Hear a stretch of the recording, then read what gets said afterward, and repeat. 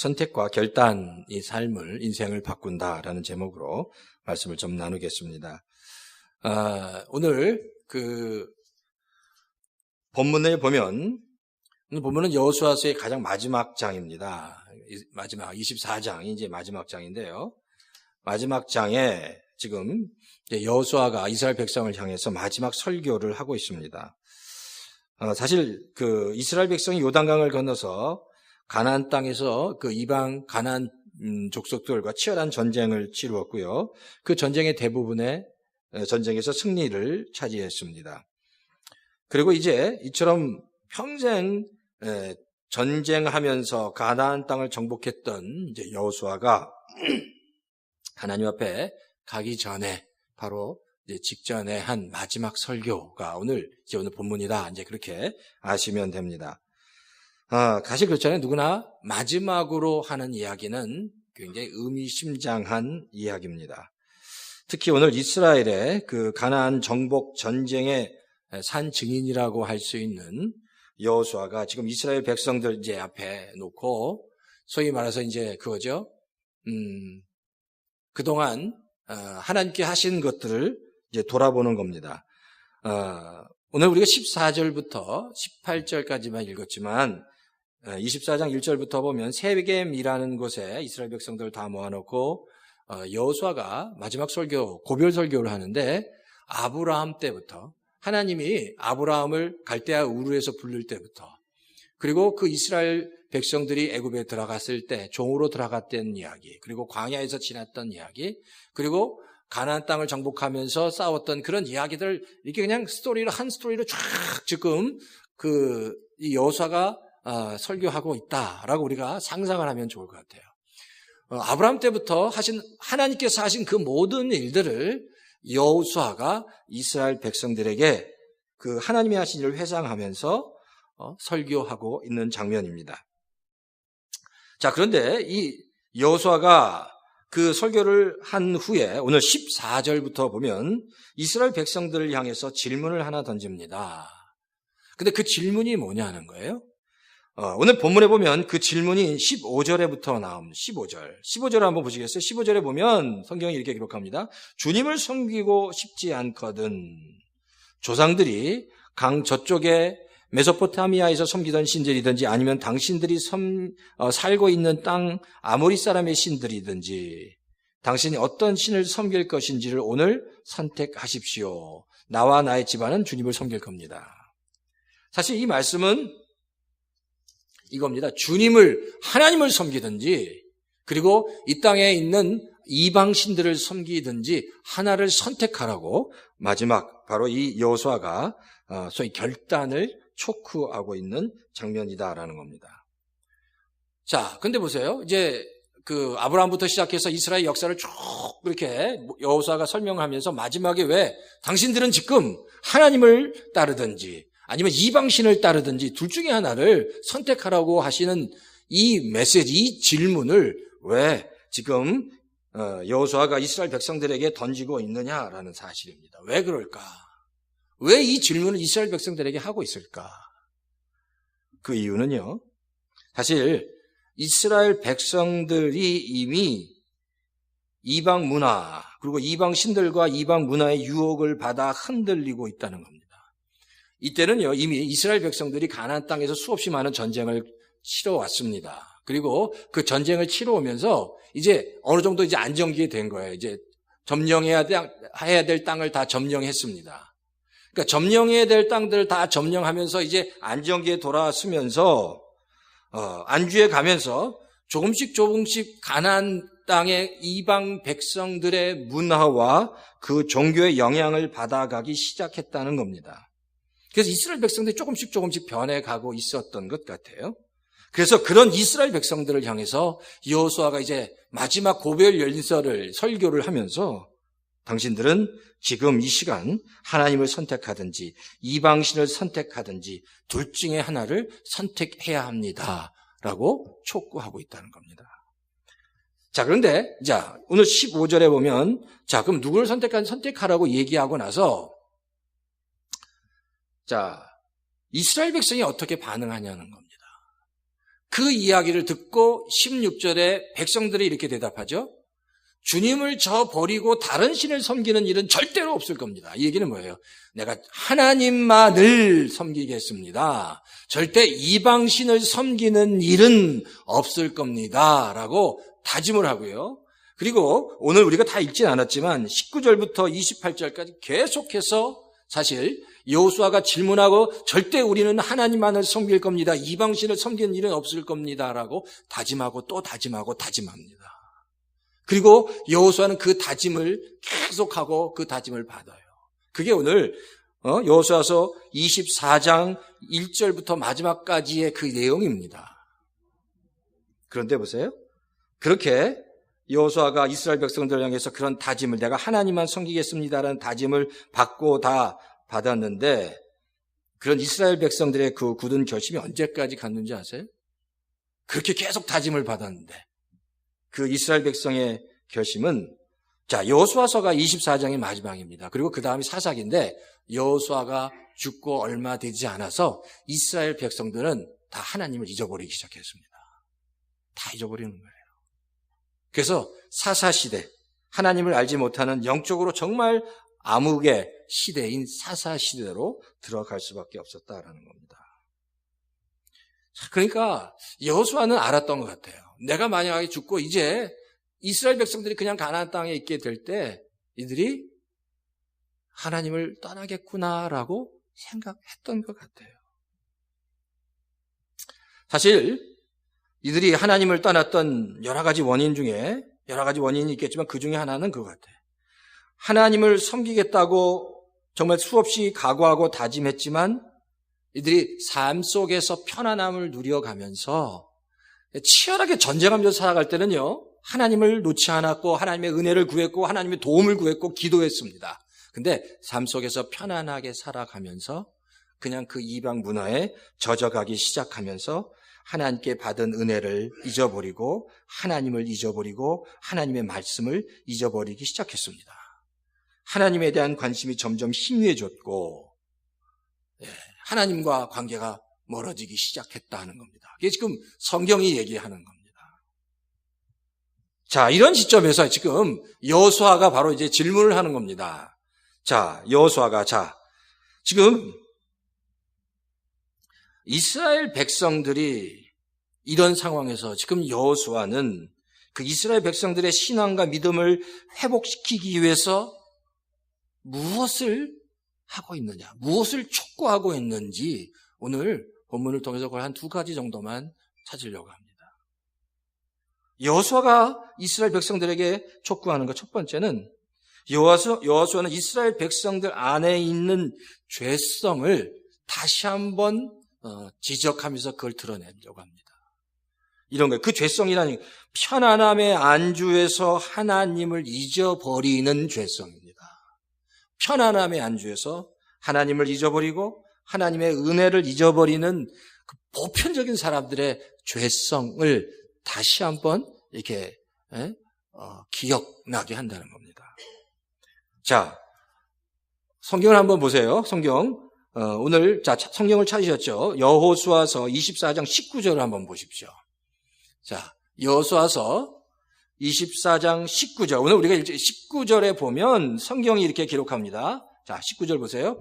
자, 그러나 여호수아는 한번 다 같이 한번 읽어보시겠어요? 시작. 그러나 여호수아는 백성들에게 이렇게 말하였다. 당신들은 주님을 섬기지 못할 것입니다. 여기까지요. 자, 여호수아가 백성들에게 말했는데 당신은 주님을 섬기지 못할 거라고 미리 얘기하고 있습니다. 지금 이 이야기는 계속 다짐을 하는 거예요. 당신은 누구를 선택하겠느냐라고 했을 때 이스라엘 백성들은 나는 하나님을 절대 떠나는 일이 없을 겁니다. 이방신은 절대 섬기지 않을 겁니다라고 얘기했는데 바로 19절에 다시 또 얘기합니다. 아니야, 당신들은 하나님을 섬기지 못할 거야 라고 말씀하고 있다는 겁니다. 그러면서 하나님은 거룩하신 하나님이시고 질투하시는 하나님이시기 때문에 당신들의 허물과 죄를 용서하지 않을 거예요 라고 말씀하고 있다는 겁니다. 그러니까 지금 여호수아는 알고 있었던 것 같아요. 이스라엘 백성이 자기가 죽고 이제 자기가 없어지면 하나님을 거역하고 이방 문화와 더불어 그냥 살아갈 것이라는 것을 이 여호수아는 어느 정도 짐작하고 있었던 것 같습니다. 그러니까 이 여호수아에게 있어서 이스라엘 백성의 그 정체성을 유지하는 데 있어서 가장 중요한 것, 신경을 썼던 것이 하나님 앞에서의 그 순결성이었습니다. 하나님 앞에서의 순결성. 다른 이방 문화와 섞이지 않고 하나님 앞에서 얼만큼 이스라엘 백성이 순결성을 지키느냐의 문제가 바로 여호수아에게 있어서 가장 관심의 대상이었고, 이스라엘 백성이 생존하고 정말 하나님 앞에서 살아남을 수 있는, 영적으로 살아남을 수 있는 가장 중요한 이슈가 순결성이었다. 그런데 사실 그건요, 이 당시에 이스라엘 백성도 그렇지만 이 땅을 살아가는 우리에게도 하나님 앞에서 하나님의 성도가 가져야 할 영적인 순결성은 너무너무 중요합니다. 제가 예를 하나 들겠습니다. 여기 만약에 글쎄 약 수만 불 정도 되는, 아주 글쎄 모르겠어요. 수만 불 되는 그런 와인이 있는지 없는지 잘 모르겠지만 수만 불 이상을 호가하는 아주 고급스러운 와인이 여기 있습니다. 네. 이제 그런 걸로는 이제 성찬식은 못 하잖아요. 근데 와인이 있는데 그 와인을 이제 따라서 마셔야 되는데 잔이 있어요. 근데 그 잔에 이물질이 있다고 한번 생각해 보십시오. 더러운 이물질이 그 잔에 있습니다. 그러면 어떻게 하시겠어요? 그 잔이 있는데 그 잔을 따라 마셔야 되는데 그 잔에 이물질이 있다면, 더러운 이물질이 있다면 그 잔에 그냥 그 수만 불이나 되는 그 와인을 그냥 부어서 드시겠습니까? 어떻게 하시겠습니까? 어떻게 하시겠어요? 그냥 부으시겠어요? 당연히 그 잔을 물로 깨끗하게 정결하게 씻을 뿐만 아니라 물까지 다 닦아서 아주 깨끗하게 만든 후에, 그리고 그 수만 불이라는 아주 고급 와인을 부어서 그 향을 음미하면서 드실 거예요. 그렇죠? 그렇게 할 겁니다. 근데 사실 신앙생활도 똑같습니다. 우리가 하나님 앞에서 하나님의 그 은혜와 말씀을 붙잡고 살아가기 위해서는 우리 안에 있는 때때로 죄악된 것, 더러운 것들을 버려야 하나님께서 부어주시고자 하는 소중한 은혜, 그리고 하나님의 그 사랑, 하나님의 능력으로 이렇게 충만하게 채워질 수 있다라는 겁니다. 내가 깨끗하게 되어야, 하나님 앞에서 깨끗하게 되어야 하나님께서 우리에게 부어주시고자 하는, 정말 이로 돈으로 환산할 수 없는 그 놀라운 하나님의 은혜로 내가 충만하게 채워질 수 있다라는 겁니다. 내가 깨끗하게 채워지지 않는다면 하나님께서 우리에게 정말 그 소중한 하나님의 은혜를 아주 풍성하게 부어주시고 싶어도 부어주실 수가 없다는 사실입니다. 그러니까 하나님 앞에서 이 성도가 가져야 될 정결함은 그만큼 중요합니다. 그러니까 우리가 날마다 살아가면서 우리에게 필요한 것들은 그것 같아요. 하나님 앞에 내가 예수 그리스도의 보혈로 나를 늘 씻는 것. 그래서 하나님이 나를 통해서 하나님의 귀한 은혜로 충만하게 채우셔서 하나님의 일들을, 하나님의 사역들을 잘 감당하도록 하나님의 귀한 도구로 쓰임받는 것이다라는 겁니다. 근데 사실 이제 오늘 이 말씀을 가만히 살펴보면요, 19절 이 말씀을 가만히 살펴보면 이 말씀의 그 논조가, 너가 죄인이고 하나님의 말씀을 거역했기 때문에 내가 너를 망하게 할 거고, 너가 안 되게 할 거고, 그런 논조가 아니라는 겁니다. 이 19절의 이야기는 그겁니다. 네가 죄인이고 네가 너 안에 죄와 허물이 있지만 네 안에 허물과 죄가 있다는 것을 늘 조심하고 경계하라는 겁니다. 그리고 너가 죄를 짓고 하나님 앞에서 범죄했다면 하나님 앞에 나와 씻은 받고 또 내가 넘어졌다면 포기하지 말고 다시 하나님께 손 내밀면 내가 내 손 붙잡아서 일으켜 세워주겠다라는 그러한 우리를 안으시고자 하는, 우리 손잡아 다시 일으키고자 하는 하나님의 마음이 이 말씀 안에 있다는 겁니다. 그 말씀이 하나님이 내가 수없이 넘어져도 죄 가운데 넘어지고 또 상처를 입고 또 넘어져도 내가 너를 다시 일으켜 세우겠다. 그러나 죄가 너와 늘 함께 있다는 사실을 잊지 마라. 경계해라. 조심해라. 라고 말씀하고 있다는 겁니다. 이게 그런 게 중요한 것 같아요. 근데 신앙이라는 게 그렇잖아요. 항상 좋을 때가만 있는 게 아닙니다. 좋을 때도 있고 나쁠 때도 있고 때때로 죄 가운데 빠질 때도 있고 낙심할 때도 있고 하나님의 은혜로 그냥 하늘처럼 높이 올라갈 때도 있고 사실 신앙이 올라갔다가 내려갔다 하면서 신앙은 성장하고 성숙해 간다는 사실을 우리가 알아야 됩니다. 근데 그런 말이 있습니다. 죄가 많은 곳에 은혜가 더 많다고. 어떨 때는요, 사실 그런 것 같아요. 좋은 환경에서 그냥 정말 좋은 환경에서 신앙생활 하는 것보다 정말 힘들고 열악한 환경에서 신앙생활 할 때 더 귀한 열매를 맺을 수도 있다는 겁니다. 그게 물론 어떤 하나님의 섭리이기도 한 것 같아요. 왜 그걸 어떻게 알 수 있냐면요. 이스라엘 백성들의 그 삶을 보면 이스라엘 백성이 가나안 땅에 들어가서 그곳에서 좋은 땅에서 좋은 것을 먹고 하나님께 늘 열심을 다해서 예배를 드릴 때는 이스라엘 백성 가운데 그렇게 놀랄 만한 인물들이 나오지 않았습니다. 근데 이스라엘 백성이 더 공경에 처할 때, 어려움에 처할 때, 특히 이스라엘 백성이 그 바벨론의 포로가 되어서 완전히 이스라엘 나라가 완전히 무너졌고 절망할 수밖에 없고 희망이 없을 때 놀랍게요.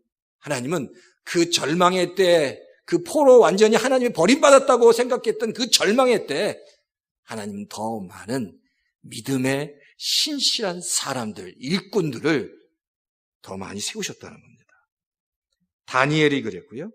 에스겔이 그랬고 그리고 모르드게, 에스더, 에스라, 느헤미야 이런 사람들이 다 이스라엘 포로 시대에 절망 가운데 포로의 절망 가운데 있을 때 하나님께서 사용하셔서 이스라엘을 세운 하나님의 인물들이었다라는 사실입니다.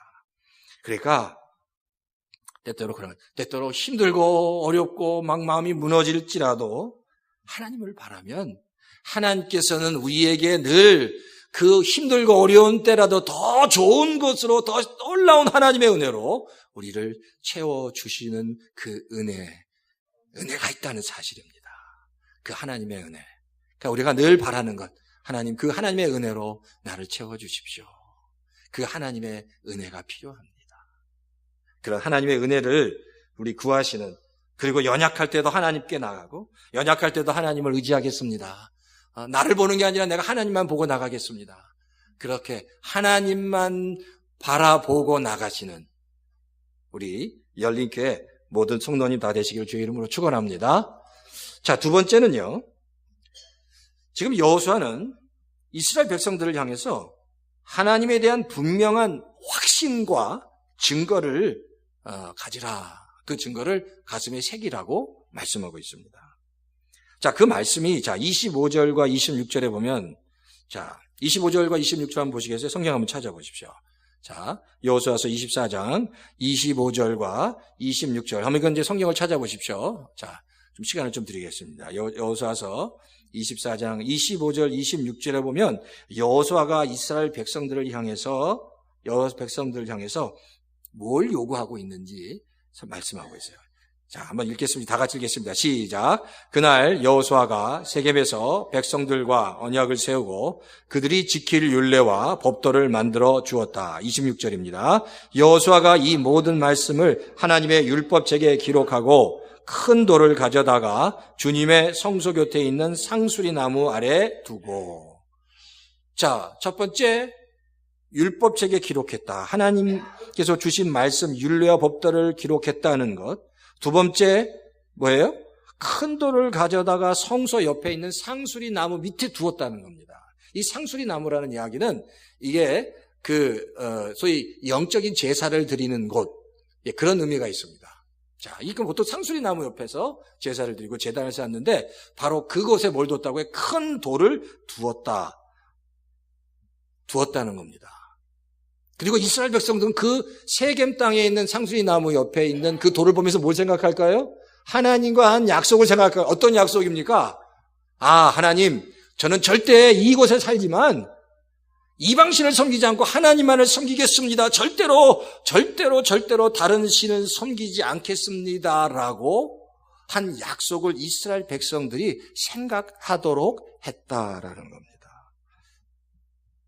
자, 그러니까요, 우리가 신앙생활 가운데 여호수아는 우리가 여호수아서 3장에 보면, 3장, 4장에 보면 요단강이 갈라지는 사건이 있습니다. 아시죠? 요단강이 갈라지는데 그 요단강이 갈라질 때 여호수아가 이스라엘 백성들 그 각 지파마다 지킨 게 뭐가 있죠? 요단강이 갈라졌을 때 그 요단강 속에서 돌 하나씩 취해서 길갈에다가 기념비를 세웁니다. 근데 그 기념비가 뭘 의미하죠? 하나님께서 이스라엘 백성을 위해서 요단강을 갈리셨다는 것을 기념하기 위해서 길갈에 기념비를 세우셨습니다. 그러니까 그게 기념비를 세운 이유는 하나님이 바로 우리 이스라엘 백성을 위해서 요단강을 갈리신 것을 기념하고 기억하기 위해서 바로 그 기념비를 세웠다라는 겁니다. 자, 그러니까 그 기념비를 보면서 하나님이 하셨습니다. 하나님이 우리를 도우셨습니다라고 계속해서 기억할 수 있는 겁니다. 그래서 그 기념비를 보면서 이스라엘 백성들과 그 후손들은 하나님이 하신 것을 기억했을 거다라는 겁니다. 그러니까 우리가 신앙생활하는데 한 게 이게 중요합니다. 그런 하나님께서 내 인생 가운데 하신 것들을 기억하는 겁니다. 그러니까 우리가 자꾸만 잊어먹어요. 그러니까 우리가 죄인이라는 게 그런 것 같아요. 죄인이라는 게 우리 안에 있는 아픔이나 상처는 그거는 잘 안 잊어먹는데 하나님이 주신 은혜, 하나님께 주신 축복, 정말 하나님의 전능하신 하나님의 은혜로 주신 것들을 다 잊어먹습니다. 우리가 이제 예전에 제가 한번 말씀드린 미울받을 용기라는 책에 보면 아들러라는 그 심리학자가 그런 얘기를 해요. 그리고 이 아들러라는 심리학자랑 융이라는 신학자 완전히 정반대입니다. 아들러라는 신학자는 우리 안에 있는 상처, 우리 안에 있는 그 아픔보다 더 중요한 건 내가 앞으로 나에게 허락될 정말 하나님의 그 축복과 그 미래를 바라보라고 얘기하는데 사실 이 융이나 또 그런 심리학자들은 자꾸만 상처에 대해서 얘기합니다. 근데 사람은 그런 거예요. 자꾸만 상처에 대해서 더 많이 생각합니다. 더 많이 생각해요. 근데 정말 하나님도 지금 말씀하는 게 바로 그겁니다. 내가 너에게 한 축복을 기억하라는 겁니다. 내가 너에게 한 정말 하나님의 은혜를 기억하라는 거예요. 잊지 말라는 겁니다. 그게 우리를 영적으로 살리고 회복시킨다는 겁니다. 그러면서 그걸 생각하면서 하나님이 나와 함께 하시는구나라는 것. 하나님이 나를 늘 도우시는구나. 내가 힘들고 어려울 때 하나님께서 나를 지키시는구나라는 사실을 잊지 않는 거다라는 겁니다.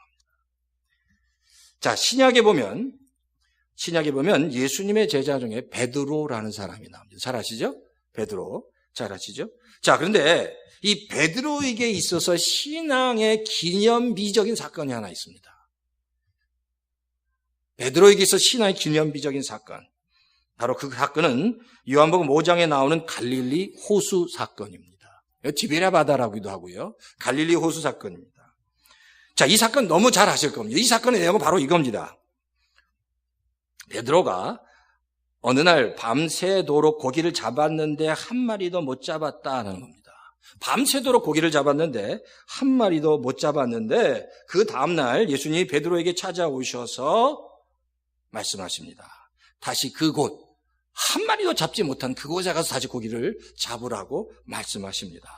근데 여기서 보면요, 그대로 말씀하시고 그냥 보낸 게 아니라 그 다음날 아침에 밤새도록 고기를 잡고 실패해서 다시 그물을 닦고 있는 베드로를 향해서 예수님께서 그 베드로를 옆에 배 안에 이제 태운 다음에 그 오전 내내 계속해서 말씀을 무리들에게 전하면서 그 이야기를 베드로가 다 듣게 합니다. 그러니까 베드로가 오전 내내 예수님께서 하시는 말씀을 들었습니다. 하나님의 말씀으로 충만해졌다는 겁니다. 하나님의 말씀으로 충만해지면서 어땠을까요? 베드로에게는 다시 예수님에 대한 믿음과 확신이 생기기 시작했습니다. 가득 찼습니다. 말씀이 가득 찼습니다. 내가 하나님을 신뢰하면 되는구나. 그래, 가득 찼습니다. 그리고 예수님이 베드로에게 다시 말씀하셨습니다. 바로 내가 어제 실패했던 그 장소로 가서 그 깊은 곳에 가서 다시 그물을 던져보렴. 근데 그때 어제 베드로가 던졌을 때 지금 그 다음날 베드로가 던졌을 때 차이가 뭘까요? 어제 던졌을 때 지금 베드로가 던졌을 때 차이가 뭘까요? 딱 한 가지입니다. 어제는 베드로 혼자 가서 그물을 던졌는데 바로 그 다음날 예수님을 만난 다음에 그 베드로의 마음과 생각 속에는 하나님의 말씀과 하나님에 대한 믿음과 확신이 가득 차 있었습니다. 하나님 말씀대로 순종하면 될 줄 믿습니다라는 확신과 믿음이 가득 차 있었다라는 겁니다. 바로 그 차이 하나.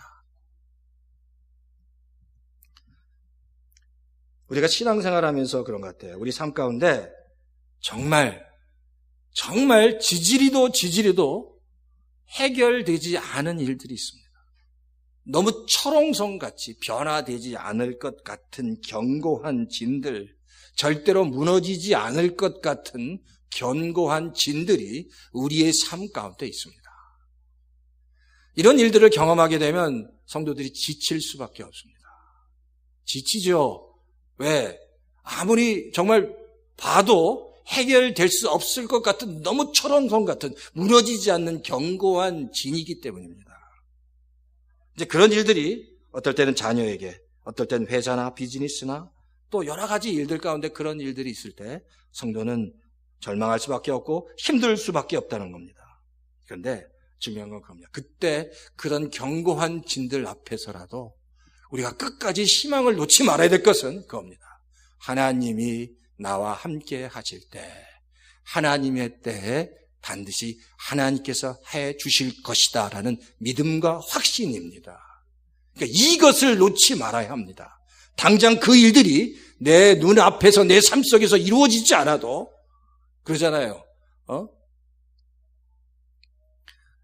당장 그런 일들이 일어나지 않을지라도 하나님께서 하시면 될 줄 믿습니다라고 고백해야 한다는 겁니다. 어떤 목사님이 기도하는데 자기 친구를 위해서 기도하는데 62년 걸렸다고 합니다. 어떤 30년 걸리고 40년 걸리고 제일 오래 걸린 친구 62년 동안 친구의 구원을 위해서 기도했는데 그 친구가 그 목사님의 장례식에 와서 예수님을 믿게 됩니다. 그러니까 그렇게 오랜 시간 정말 무너지지 않은 견고한 성 같은 일도 믿음을 갖고 기도할 때 하나님께서 역사해 주신다는 겁니다.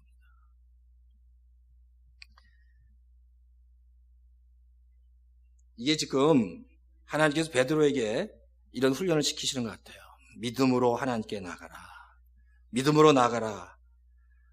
믿음으로 다시 말씀을 가지고 실패의 자리에 다시 나가라. 그때 하나님의 놀라운 승리가 하나님의 은혜를 경험하게 될 것이다. 이게 바로 신앙의 길이다라고 말씀해 주고 계신다는 겁니다. 하나님의 은혜에 대한 그 기념비를 품는 것.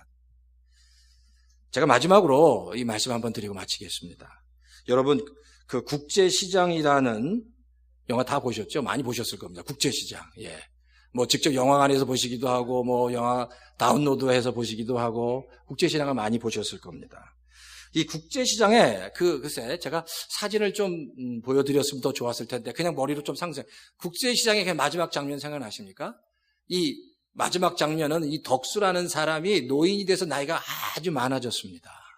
근데 이 노인이 된 덕수가 이제 그 집에 그 가족들, 자기 자손들, 손자, 손녀들이 다 같이 모여서 떠들썩하게 노래하고 음식을 먹고 있었어요. 그날이 설날이었던 것 같아요. 설날에 가족들이 다 거실에 모여서 떠들썩하게 웃고 노래하고 음식을 먹고 막 그러고 있는데 그때 이미 노인이 된 덕수가 혼자 방에 들어가서 흥남부두에서 헤어진 아버지 사진을 봅니다.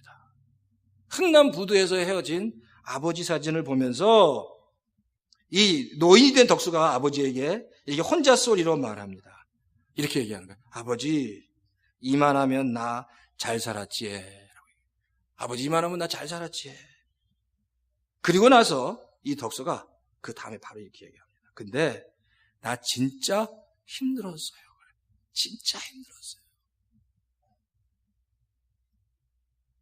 아버지한테 얘기하는 거야. 나 잘 살았죠? 근데 아버지, 그 사진을 보면서, 근데 아버지, 나 지금까지 살면서 정말 진짜 힘들었어요. 그 이야기를 아버지에게 합니다. 근데 사실 이 대사가 많은 사람을 울렸어요. 제가 보니까 영화 볼 때 이 마지막 이 대사 들으면서 대부분의 사람이 울더라고요. 아버지, 나 진짜 힘들었어요. 우리가 이 땅을 살아가다가 나중에 하나님 앞에 갔을 때 우리가 다 알고 이 땅에서의 삶, 신앙의 여정이 그렇게 쉽지 않은 여정이라는 것, 여행이라는 거 우리가 다 압니다. 근데 우리가 마지막 하나님 앞에 섰을 때 하나님이 그러시겠죠. 하나님 앞에 우리가 하나님 그래도 나는 잘 살았습니다. 나 잘 살았습니다. 라고 하나님 앞에 얘기해야 되지 않을까라는 거예요. 그래서 나 잘 살았습니다. 근데 그 다음 얘기는 하지 않아도 하나님이 그래, 네가 정말 힘들었던 거 나도 알아. 정말 힘들었던 거 내가 다 안다. 하나님이 그 말씀 하실 것 같아요. 왜? 이 땅에서 신앙생활 하는 거 그렇게 쉽지 않습니다. 참 쉽지 않아요. 여러 가지 참 많은 일들이 있습니다. 믿음을 지킨다는 게 그렇게 쉽지 않아요. 근데 이 땅에서 신앙생활 다 하고 하나님 앞에 갔을 때 하나님 그래도 나 정말 열심히 살려고 애썼습니다. 잘 살았죠? 했을 때 하나님이 그런 소리 하셔야죠. 그래, 잘 살았어.